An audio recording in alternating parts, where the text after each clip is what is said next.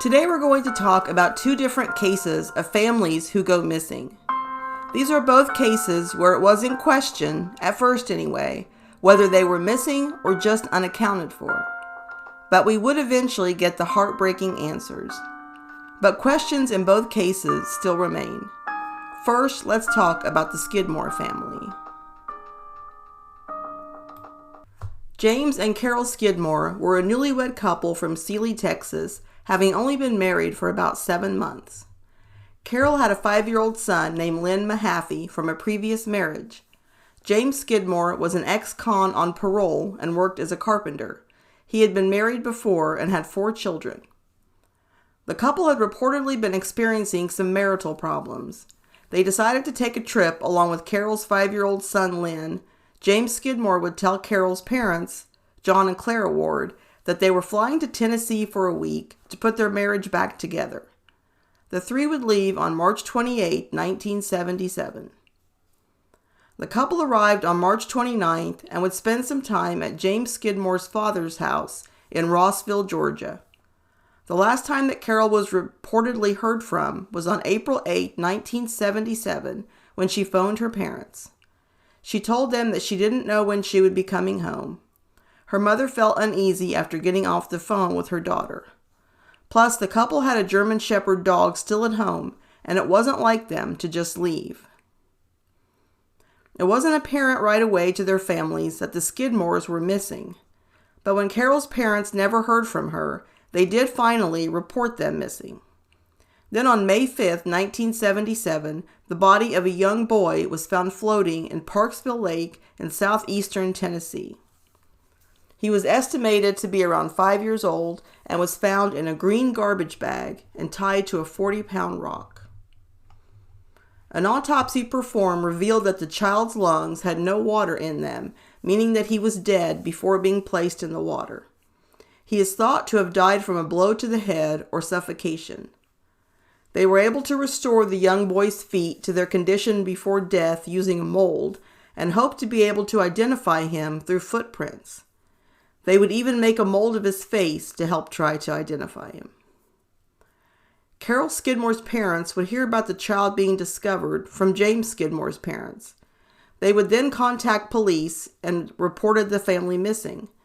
The Tennessee authorities would tell John and Clara Ward that the body found did not match their grandson's description, so they were relieved.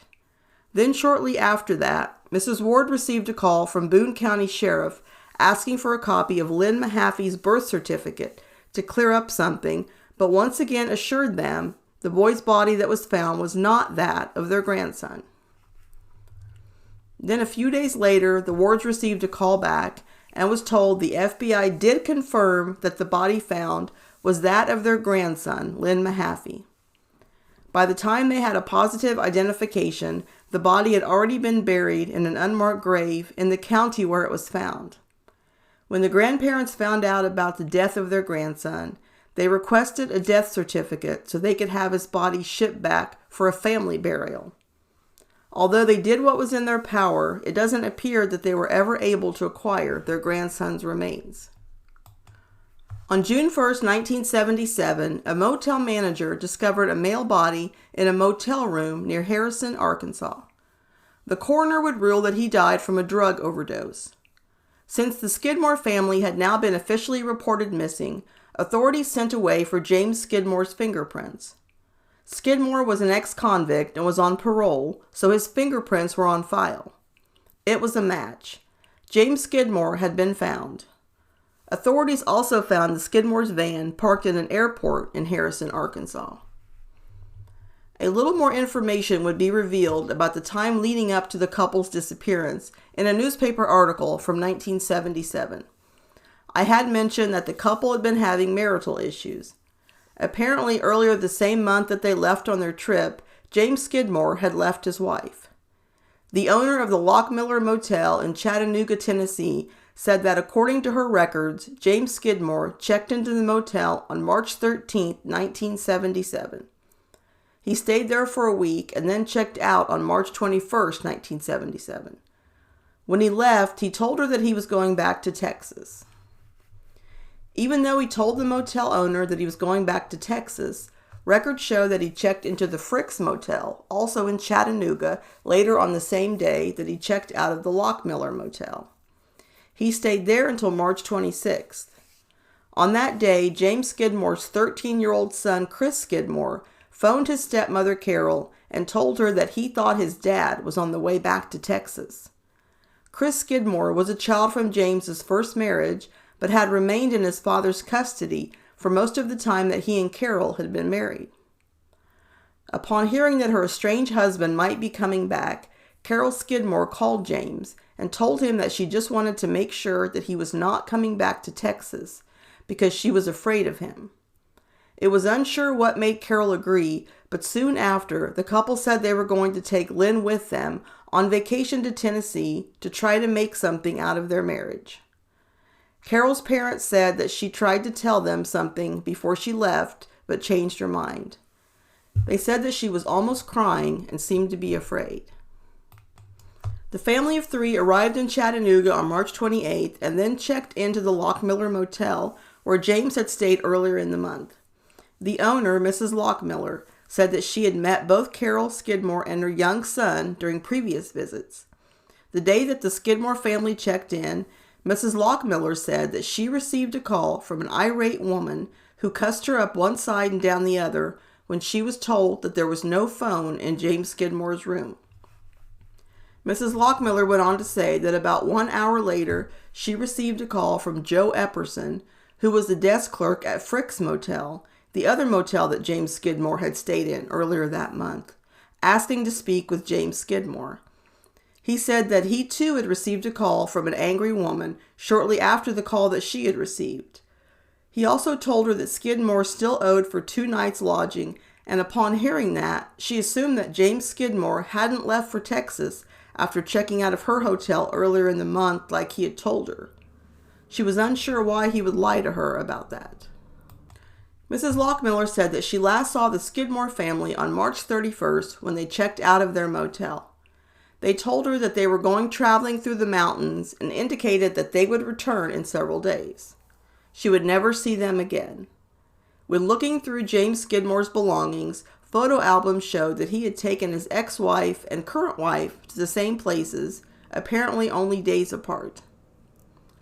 James Skidmore's ex-wife, Glenda Skidmore, would describe her trip with her ex-husband, which interestingly was the same day that Carol last phoned her parents.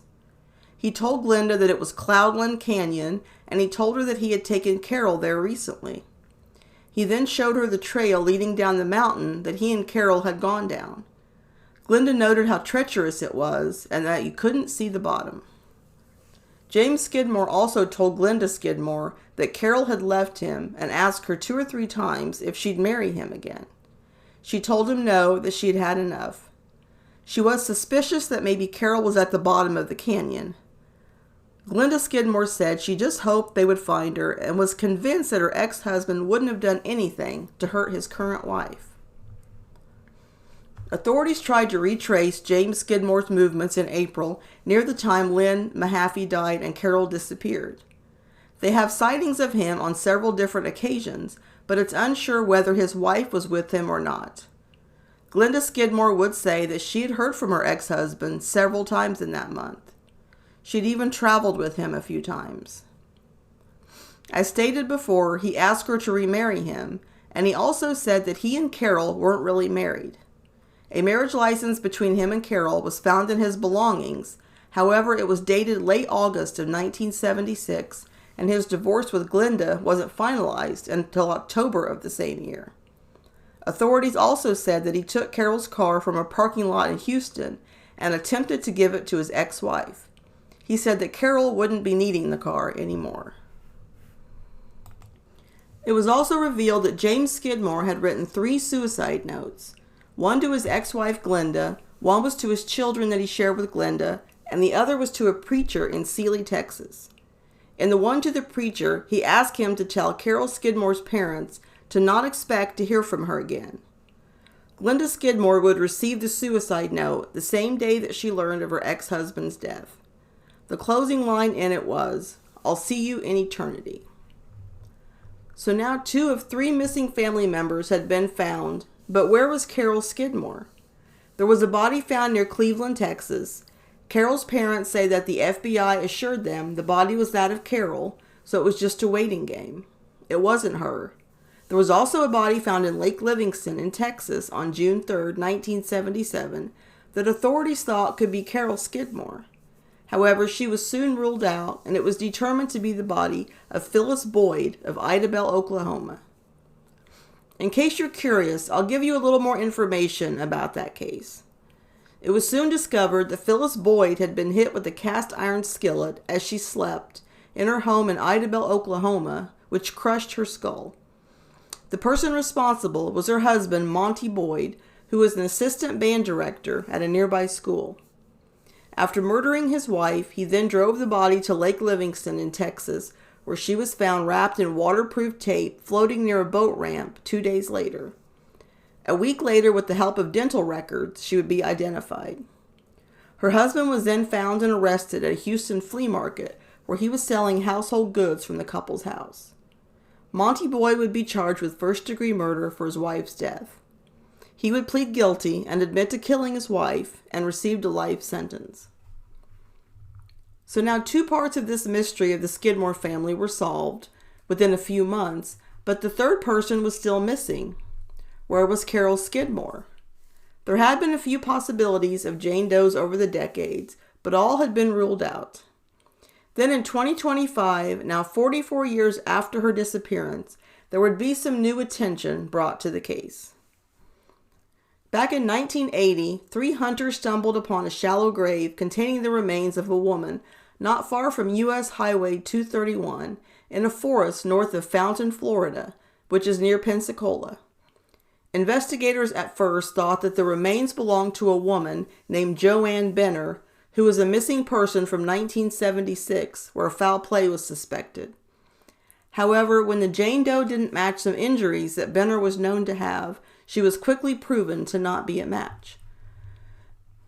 Determined to try to give this Jane Doe her name back, authorities then pulled a tooth from the remains, and using that, a DNA profile was created. They put the profile into the CODIS system. It lined up with 2 women from Texas who had submitted their DNA to help find their missing sister. A kinship analysis test confirmed the shocking news.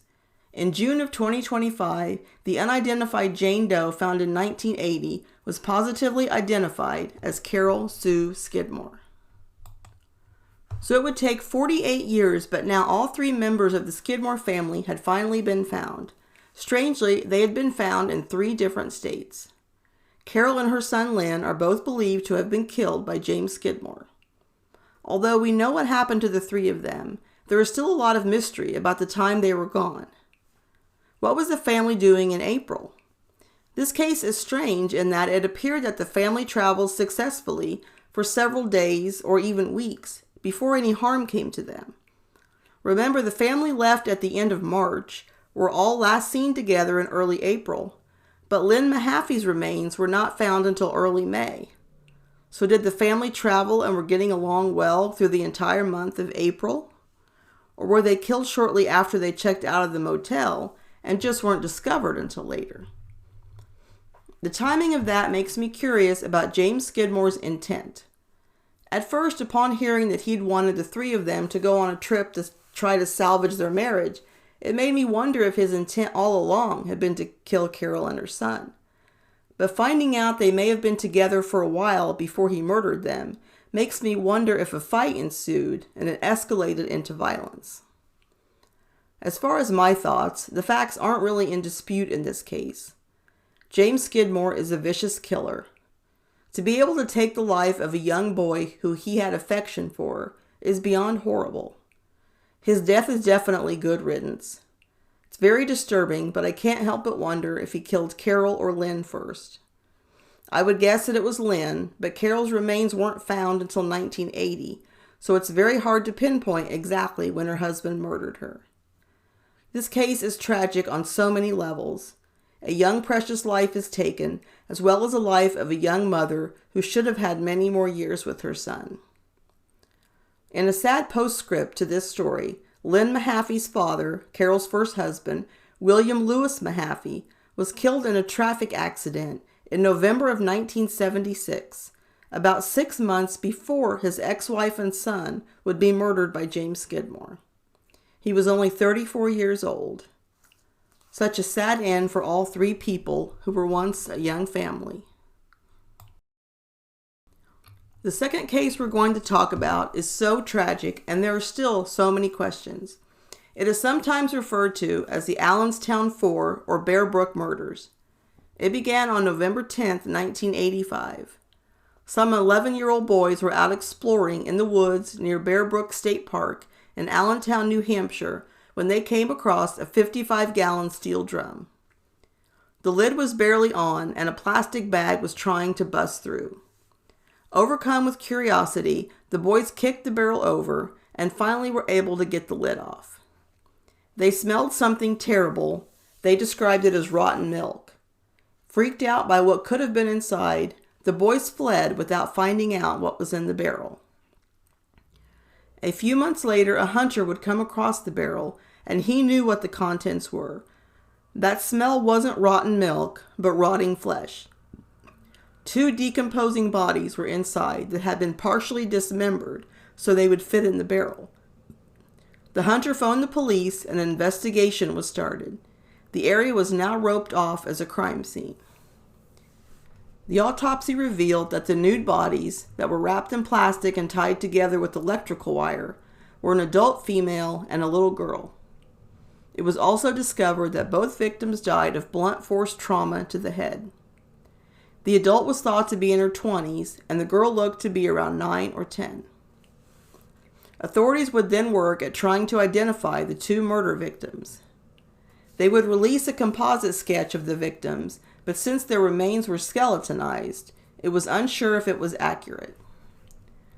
Despite their efforts, the identity of the 2 would remain unknown, so the police released the bodies so they could be buried.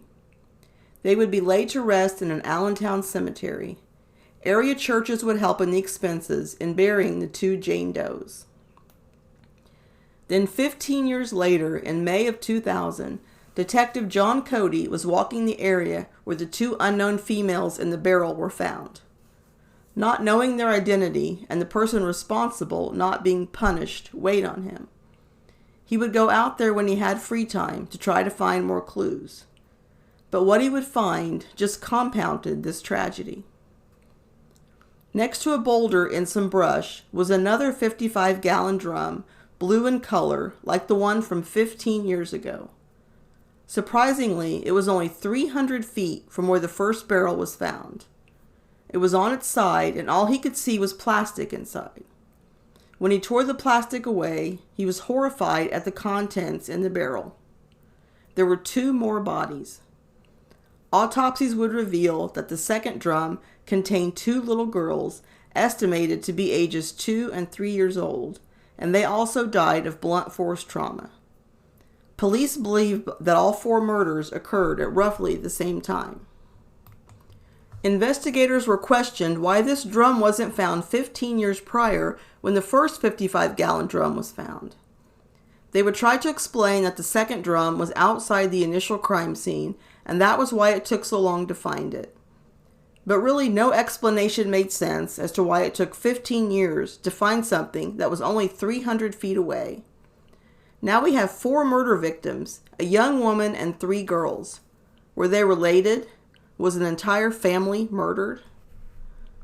Authorities would do the same type of investigation that they did in 1985. They tried to find missing persons reports that would match the victims. Police weren't having much luck. A woman named Rhonda Randall had experience in researching genealogy and adoption records. She started following the 4 murders, now referred to as the Bear Brook murders.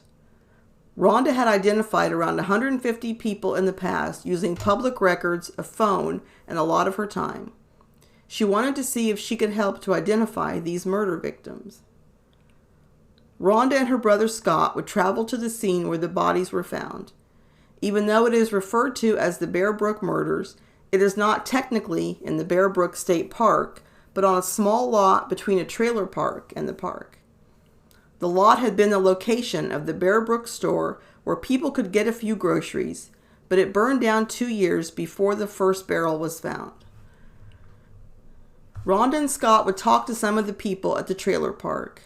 They all remembered when the first barrel was found in 1985, but some weren't even aware of the second barrel from 2000. They decided to track down every person who had lived at Bear Brook Gardens trailer park from 1977 to 1985. Their investigation would run parallel to the one being conducted by law enforcement. The New Hampshire State Police would hold a news conference in November 2015 as they had some news to share. They had examined the remains using isotope testing, which tracks chemical elements in the body that can give them information as to geographic origins and show environmental changes. Through DNA, they were able to determine that 3 of the 4 victims were related. Isotope testing showed that 3 of them had the same oxygen isotopic signal, which indicates that the 3 were living together. The 4th girl was not related, and the isotope testing revealed that she did not live with the other 3. The isotope testing also revealed that the adult victim did live in the area at the time of her death. However, 5 to 7 months prior, she had been living in a colder climate. This was similar to what it showed about the 4th non-related victim, which may have been when she joined the 3 others.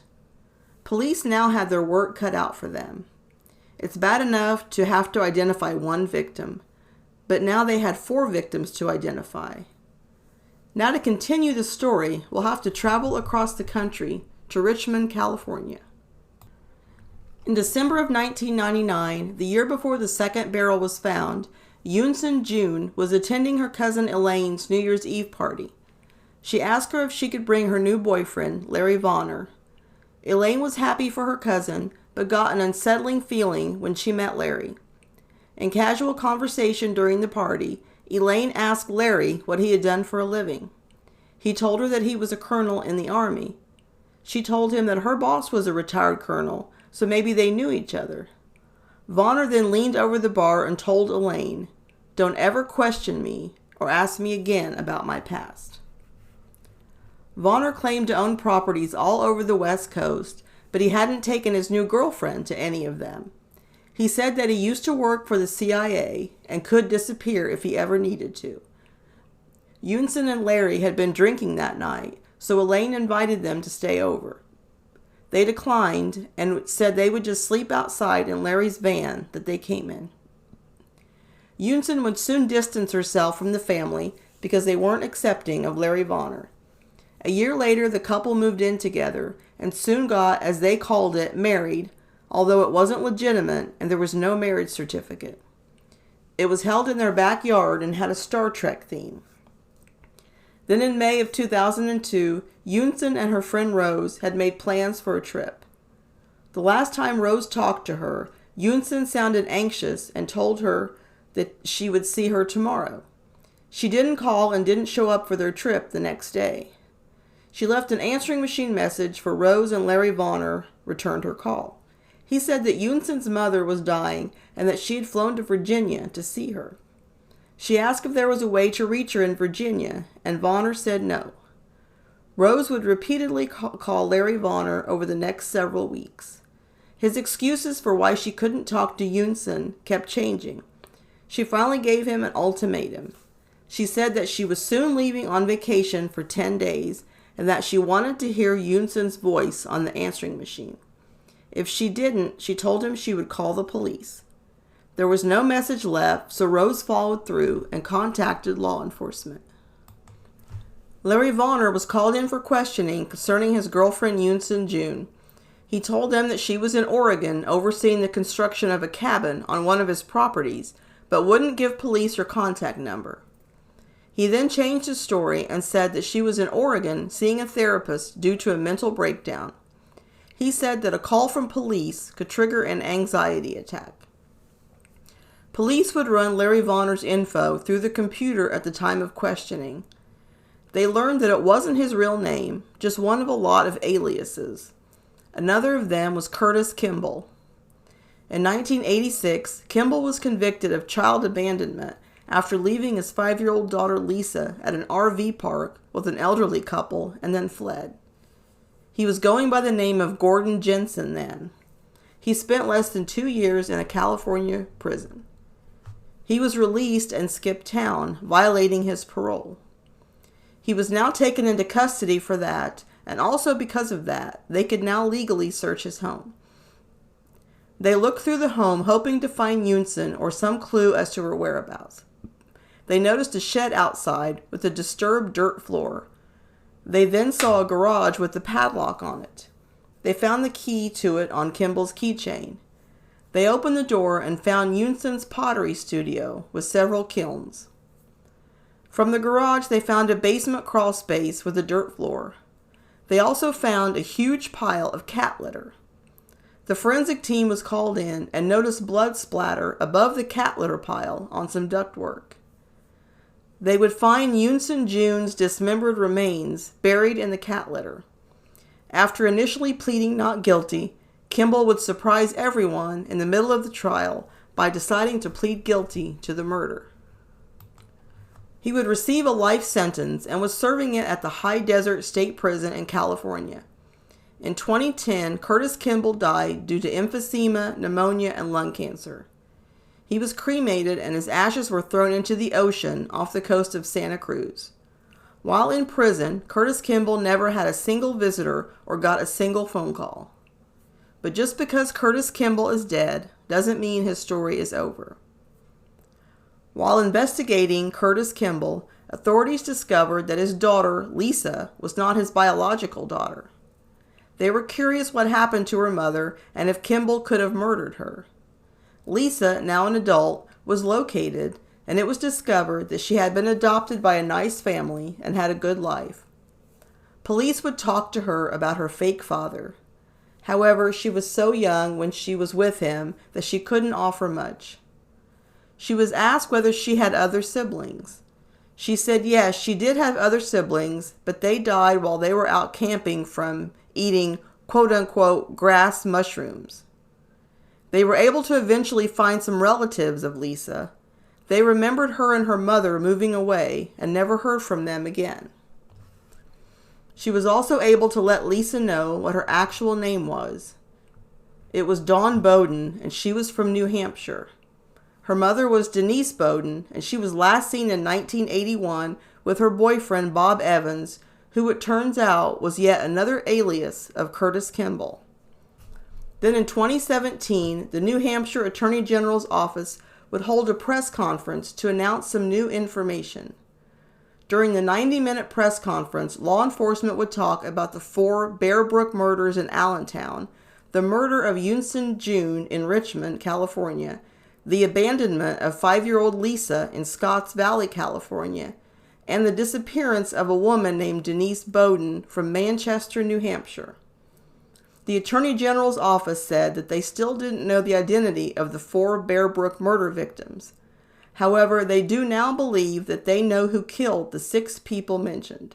The killer is believed to be Curtis Kimball, whose DNA testing also showed that he was the father of the middle child found in the barrel. This revelation came after discovering Lisa's true identity using genetic genealogy. They interviewed some of her relatives. They said that Denise Bowden was 23 the last time they saw her and had a 6-month-old daughter who was Lisa. They said she had an older boyfriend named Bob Evans, which was one of Curtis Kimball's aliases. When they showed Lisa's grandfather a mugshot of Curtis Kimball, he identified him as the man he knew as Bob Evans. The Bowden family last saw Denise at Thanksgiving in 1981, but never saw her again and never reported her missing. After this was revealed, police did open an official missing persons case on Denise Bowden more than 30 years after she disappeared. Police believe that she was killed by Curtis Kimball, but that her remains have never been found. Police also learned that Curtis Kimball, then going by Bob Evans, arrived in New Hampshire in the 1970s. He worked as an electrician and worked with a man named Ed Gallagher, the same owner of the property that both barrels were found on. Bob Evans was also hired to do some work at the store, the one that burned down in 1983. So there is now a direct connection between Kimball and the area where the bodies were discarded. Also, the fact that Kimball was working as an electrician and the victims were found tied up with electrical wire is also noteworthy. In 2017, the New Hampshire detectives reached out to a woman named Diane. Through genetic genealogy, they believed that she was a biological daughter of Curtis Kimball. Diane only had a few memories of her father. Her mother left him when she was just 6 years old. She agreed to take a DNA test, and it was a match. They now had the suspected serial killer identified, but his real name was not Curtis Kimball or any of the other aliases he went by. The killer, it turns out, was actually Terry Peter Rasmussen. Now that they knew his real name, they were able to piece together some of his life. He was born in 1943. He dropped out of high school and joined the Navy in 1961, where he trained as an electrician. He lived in Hawaii after the Navy. He married Diane's mother in 1968, and they moved to Arizona the next year, where they went on to have 4 children. Diane remembers both fighting and abuse at the hands of her father, which led to her mother taking her children and leaving. But her mother drank heavily and was sometimes violent towards the children too. In fact, for the longest time, she thought that her mother had killed her father because she had seen her angry enough to do that. Just a few months after Diane and her siblings left with their mother, their father showed up to visit them at their home in Payson, Arizona. Investigators are very interested in this visit because Terry Rasmussen was not alone. He had a woman with him. She was slim with brown hair and glasses, yet no one knows exactly who it was. Investigators believe it could be the adult female who was found in the first drum, or possibly the mother of the middle child found murdered, who Terry Rasmussen was determined to be the father of. Through the hard work of law enforcement and some hard-working volunteers, they continued to try to find the identities. On an ancestry message board, a brother had posted looking for his sister and her 2 kids. They said that possibly the sister had died in a car accident, but they still wanted to find her children. Someone else looking for a young female and her 2 young children also caught one of the volunteers' attention. She obtained their dates of birth, and age-wise they matched up with 3 of the 4 Bear Brook murder victims. When the long-lost sister's siblings were asked for more details, they were told that when she was last seen by her family, she had her boyfriend with her, whose last name was Rasmussen. Then, using a combination of advanced genetic genealogy, information obtained from message boards, and a new technique that reassembles broken bits of hair and puts them back together, they compared these new, more updated DNA profiles of the unknown crime victims to the siblings who were searching for their sister.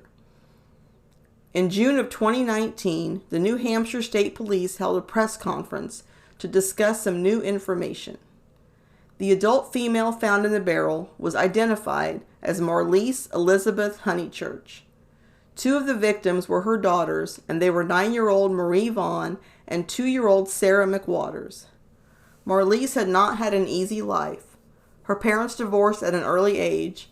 She was married at 17, had custody battles and another marriage, and had 2 children, all while she was very young. Marlise Elizabeth Honeychurch was last seen by her family on Thanksgiving in 1978 in California. She brought her boyfriend that day, introduced as Terry Rasmussen. The 26-year-old young mother had an argument with her mother over a trivial matter and took off with her 2 children and Terry Rasmussen. She was never seen by her family again.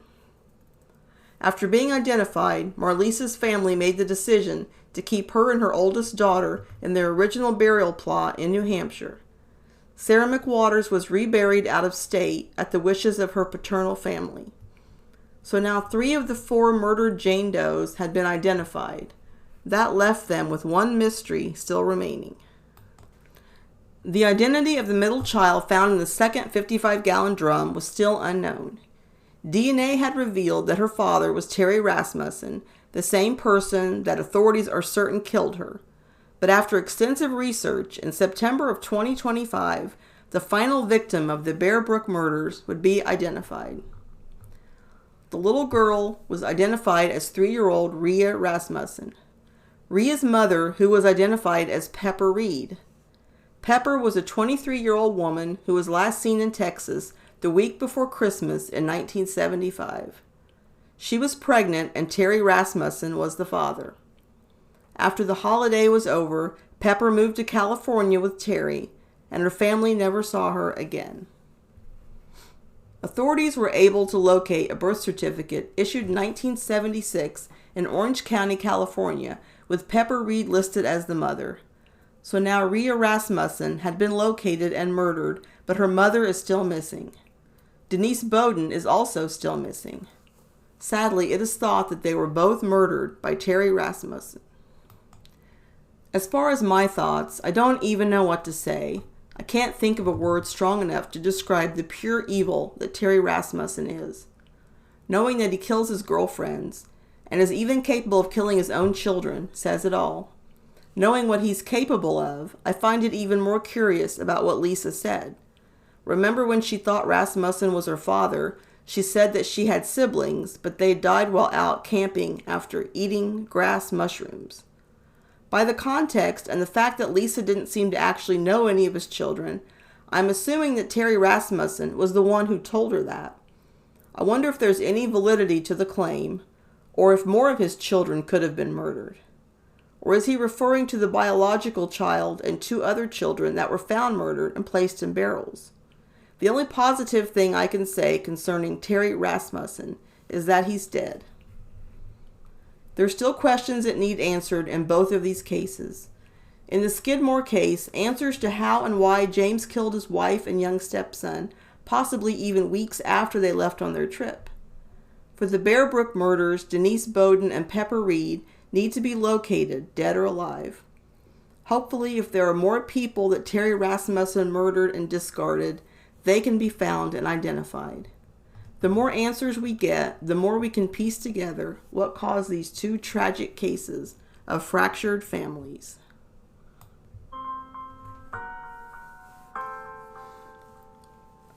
That concludes my podcast on the Skidmores and the Bear Brook Park murders. If you enjoyed it, please leave me a rating or review where you listen to your podcast. You can find me on Spotify, Amazon Music, iHeartRadio, Apple Podcasts, YouTube, and YouTube Music. You can find all of my original articles, as well as links to my most recent podcasts, on my website at Lost and Found Blogs. I also have social media pages under that name on Facebook, X, and Instagram. I have a Patreon channel full of podcasts on lesser-known missing persons cases that you may have never heard of, so check it out. You can reach me via email at lostandfoundpodcast@yahoo. And remember that cold cases stay cold because their story stops getting told.